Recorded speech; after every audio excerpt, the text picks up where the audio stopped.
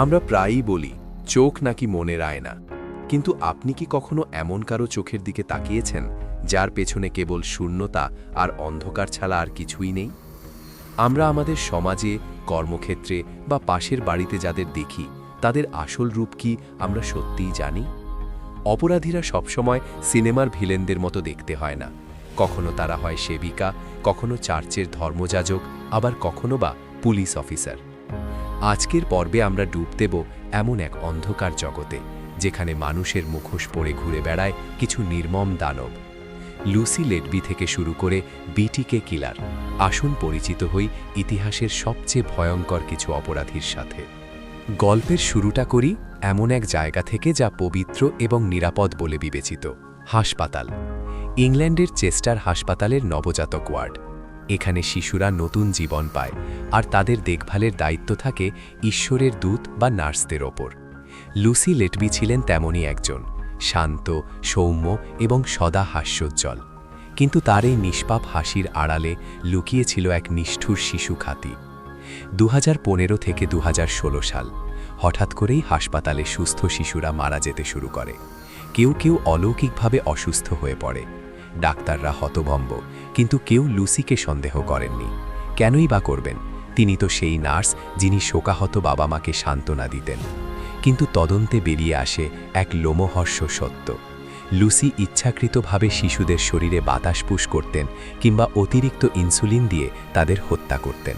তার ডায়েরিতে লেখা ছিল, আমি শয়তান, আমিই এটা করেছি। লুসি লেডবি প্রমাণ করে দিয়েছেন যে শয়তান কখনো কখনো দেবদূতের পোশাকেও আসতে পারে। লুসি যদি হন বিশ্বাসভঙ্গকারী, তবে ডেনিস রেডার ছিলেন দ্বৈত সত্তা বা ডাবল লাইফের সবচেয়ে বড় উদাহরণ। কানসাসের ছোট্ট শহরে তিনি ছিলেন একজন সম্মানিত ব্যক্তি, চার্চের প্রেসিডেন্ট, স্কাউট লিডার এবং একজন ভালো প্রতিবেশী। কিন্তু রাত নামলেই তার ভেতরের পশুটি জেগে উঠত। তিনি নিজেকে ডাকতেন বিটিকে নামে, যার অর্থ বাইন্ড, টর্চার, কিল, অর্থাৎ বাঁধো, নির্যাতন করো এবং হত্যা করো। ওটেরো পরিবারের 4 সদস্যকে নির্মমভাবে হত্যা করে তার এই খুনের নেশা শুরু হয়। দিনের আলোতে তিনি আইনের কথা বলতেন, আর রাতে তিনি মানুষের দুঃস্বপ্ন হয়ে উঠতেন। সবচেয়ে ভয়ের ব্যাপার হলো, তিনি পুলিশকে চিঠি লিখে নিজের অপরাধের বর্ণনা দিতেন, যেন এটি কোনো খেলা। তার এই অহংকারই তার কাল হলো। 2005 সালে একটি সাধারণ ফ্লপি ডিস্কের সূত্র ধরে পুলিশ যখন তাকে গ্রেফতার করে, তখন পুরো বিশ্ব অবাক হয়ে দেখে যে এই সেই চার্চের ভদ্রলোক, যিনি আসলে একজন সাইকোপ্যাথিক সিরিয়াল কিলার। সব অপরাধী অবশ্য নিজেদের লুকিয়ে রাখে না। কেউ কেউ তাদের হিংস্রতাকেই নিজেদের পরিচয় বানিয়ে ফেলে। চার্লস ব্রনসন, ব্রিটেনের সবচেয়ে কুখ্যাত কয়েদি। তিনি কোনো সিরিয়াল কিলার নন, কিন্তু তার সহিংসতা তাকে কিংবদন্তি বানিয়ে দিয়েছে। জেলের ভেতরে দাঙ্গা বাঁধানো, রক্ষীদের জিম্মি করা এবং নিজের শরীরে মাখন মেখে মারামারি করা যাতে কেউ তাকে ধরতে না পারে, এসবই ছিল তার নিত্যদিনের কাজ। ব্রনসন প্রমাণ করেছেন যে কিছু মানুষ সংশোধনের ঊর্ধ্বে। তাকে বছরের পর বছর নির্জন প্রকোষ্ঠে বা সলিটারি কনফাইনমেন্টে রাখা হয়েছে, কিন্তু তার তেজ কমেনি। অদ্ভুত ব্যাপার হলো, এই হিংস্র মানুষটি জেলের ভেতর ছবি আঁকেন, বই লেখেন এবং ফিটনেস নিয়ে পরামর্শ দেন। তার চরিত্রটি এতটাই জটিল যে তাকে ঘৃণা করা সহজ, কিন্তু উপেক্ষা করা অসম্ভব। ব্রনসনের মতো আরেকজন আছেন যার চেহারা দেখলেই আপনার মেরুদণ্ড দিয়ে ঠান্ডা স্রোত বয়ে যাবে, জেসন বার্নাম।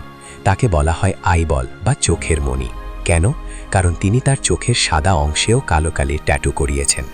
2012 সালে যখন তিনি পুলিশের ওপর গুলি চালান, তখন তার উদ্দেশ্য ছিল পরিষ্কার, মরব অথবা মারব। আদালতে যখন তিনি দাঁড়ান, তার চেহারা দেখে মনে হচ্ছিল কোনো হরর মুভি থেকে উঠে আসা খলনায়ক। বার্নাম তার নিজের শরীর এবং আত্মাকে শয়তানের ক্যানভাসে পরিণত করেছিলেন। তবে অপরাধ জগতের সবচেয়ে ভয়ঙ্কর দিক হল ধৈর্য। জোসেফ জেমস ডিঅ্যাঞ্জেলো, যাকে আমরা গোল্ডেন স্টেট কিলার নামে চিনি, তিনি ছিলেন একজন প্রাক্তন পুলিশ অফিসার। আইনের রক্ষক হয়ে তিনি রাতের আধারে মানুষের ঘরে ঢুকে তাদের ওপর নারকীয় অত্যাচার চালাতেন। তার পদ্ধতি ছিল অত্যন্ত ঠান্ডা মাথার। তিনি দম্পতিদের জিম্মি করতেন, একজনকে বেঁধে রেখে অন্যজনকে নির্যাতন করতেন এবং সেই ফাঁকে বাড়ির ফ্রিজ খুলে খাবার খেতেন।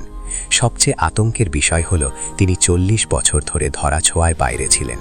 প্রযুক্তির উন্নতির ফলে ডিএনএ টেস্টের মাধ্যমে যখন তাকে 2018 সালে ধরা হয়, তখন তিনি এক বৃদ্ধ, কিন্তু তার চোখের দিকে তাকালে সেই পুরনো হিংস্রতা আজও টের পাওয়া যায়। ব্যক্তিগত আক্রোশ বা মানসিক বিকৃতি ছাড়াও অর্থের লোভে মানুষ কতটা নিচে নামতে পারে তার উদাহরণ এল চাপো গুজমান। মেক্সিকোর এই মাদক সম্রাট কেবল নিজের হাতে মারেননি, তিনি এমন এক সাম্রাজ্য গড়ে তুলেছিলেন যা হাজার হাজার মানুষের মৃত্যুর কারণ হয়েছে। তার বুদ্ধি এবং পালানোর দক্ষতা তাকে সিনেমার গল্পের মতো চরিত্র দিয়েছে, কিন্তু তার বাস্তব রূপ ছিল অত্যন্ত নিষ্ঠুর। টানেল দিয়ে মাদক পাচার করে তিনি যে বিষ ছড়িয়েছেন তা আজও সমাজকে কুড়ে কুড়ে খাচ্ছে। লুসি লেটবির মতো বিশ্বাস ভঙ্গকারী, বিটিকে কিলারের মতো ছদ্মবেশধারী কিংবা চার্লস ব্রনসনের মতো প্রকাশ্য হিংস্রতা, এই সব কিছুর মূলে রয়েছে একটি সত্য: অপরাধীদের কোনো নির্দিষ্ট চেহারা হয় না, তারা আমাদের মাঝে থাকে, আমাদের সাথে হাসে, আমাদের সাথেই চলে। তাদের গল্পগুলো আমাদের শুধু ভয় দেখানোর জন্য নয়, বরং আমাদের সতর্ক করার জন্য, কারণ অন্ধকারের সবচেয়ে বড় হাতিয়ার হলো আমাদের অসতর্কতা। আজকের এই ভিডিওটি যদি আপনাকে ভাবিয়ে তোলে তবে লাইক দিন এবং শেয়ার করুন। অপরাধ জগতের আরও এমন অজানা রহস্য জানতে আমাদের চ্যানেলটি সাবস্ক্রাইব করুন। দেখা হবে পরের ভিডিওতে। ততক্ষণ পর্যন্ত চোখ কান খোলা রাখুন, নিরাপদ থাকুন।